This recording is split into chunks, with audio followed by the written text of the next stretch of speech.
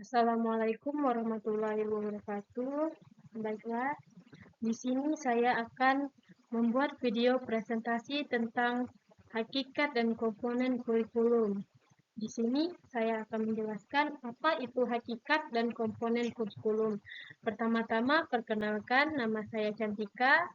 Saya dari jurusan PG PAUD UT Pangkal Pinang. Di sini pertama-tama saya akan mengucapkan terima kasih kepada dosen saya, yaitu Tri Rukmana, MPD, telah memberikan kesempatan kepada saya untuk menjelaskan apa itu tentang hakikat dan komponen kurikulum. Baiklah, di sini saya akan menjelaskan hakikat kurikulum. Apa sih hakikat kurikulum itu? Hakikat kurikulum itu istilah kurikulum berasal dari bahasa Latin, yakni curriculum, yang berarti jarak yang harus ditempuh seorang pelari.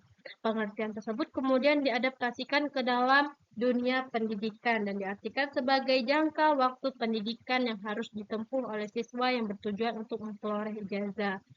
Kemudian menurut Undang-Undang Nomor 20 Tahun 2003 tentang Sistem Pendidikan Nasional, dijelaskan bahwa kurikulum adalah seperangkat rencana dan pengaturan mengenai tujuan, isi, dan bahan pelajaran serta cara yang digunakan sebagai pedoman penyelenggaraan kegiatan pembelajaran untuk mencapai tujuan pendidikan tertentu.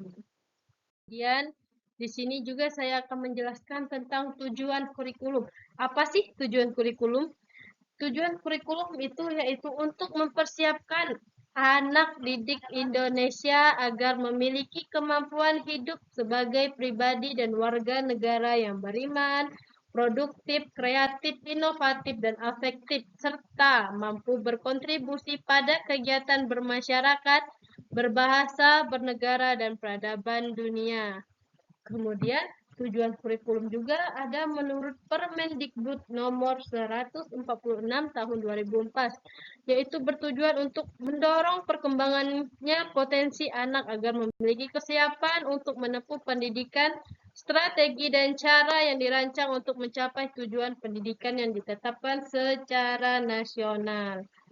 Nah, fungsi kurikulum itu ada 4. Yang pertama, fungsi kurikulum sebagai proses kognitif. Artinya, sebagai alat untuk mengembangkan kemampuan intelektual anak, yaitu pengembangan kemampuan berpikir untuk menghadapi dan memecahkan permasalahan yang dihadapi. Kemudian, fungsi kurikulum sebagai proses aktualisasi diri. Di sini merupakan alat sebagai memfasilitas anak agar dapat tumbuh dan berkembang sesuai dengan potensi, minat, dan bakat yang dimilikinya sehingga setiap anak bisa mengenal terhadap dirinya sendiri.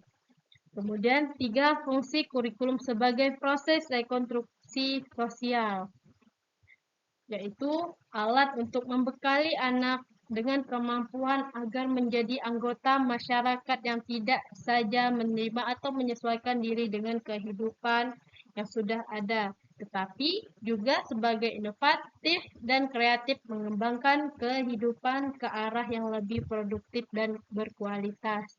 Kemudian fungsi kurikulum sebagai program akademik, yaitu sebagai pandangan, sebagai alat dan tempat belajar, di mana dalam kegiatan belajar yang diproses kurikulum anak dapat memperoleh pengetahuan yang diharapkan dapat membekali kemampuan untuk bisa hidup dalam zaman yang dilaluinya.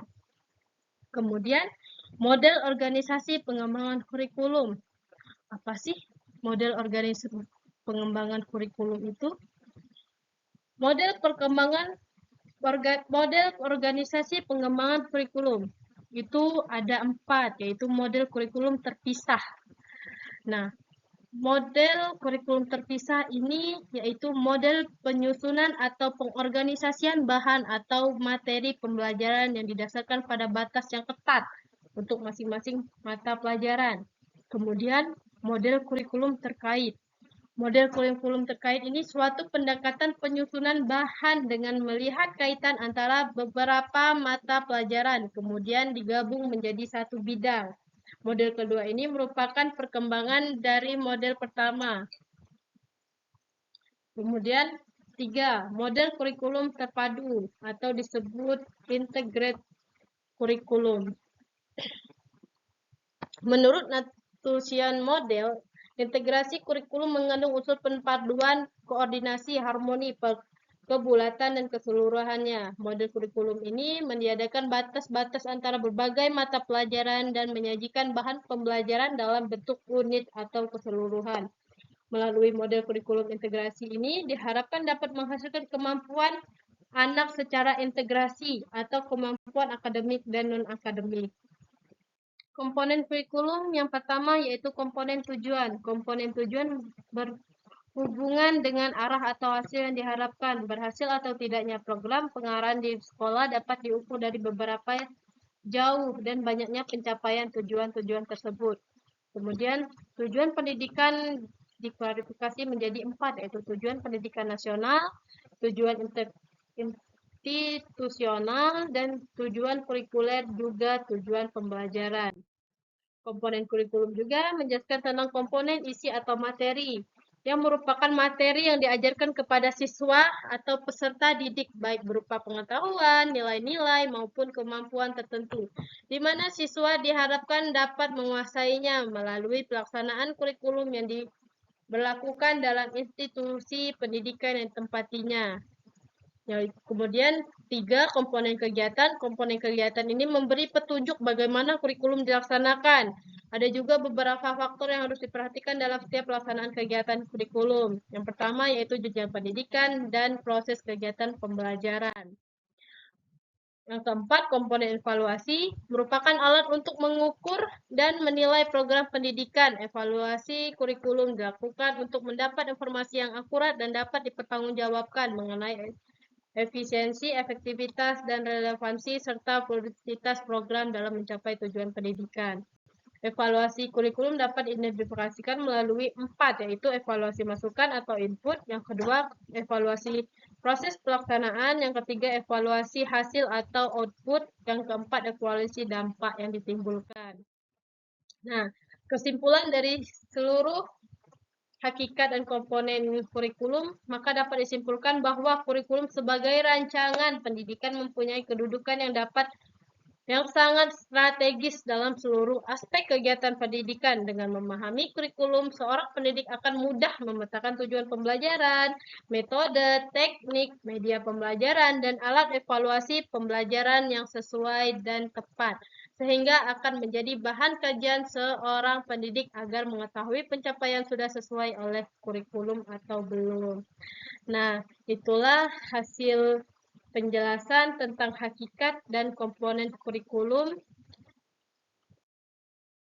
Saya akhiri, wabillahi taufiq wal hidayah. Wassalamualaikum warahmatullahi wabarakatuh.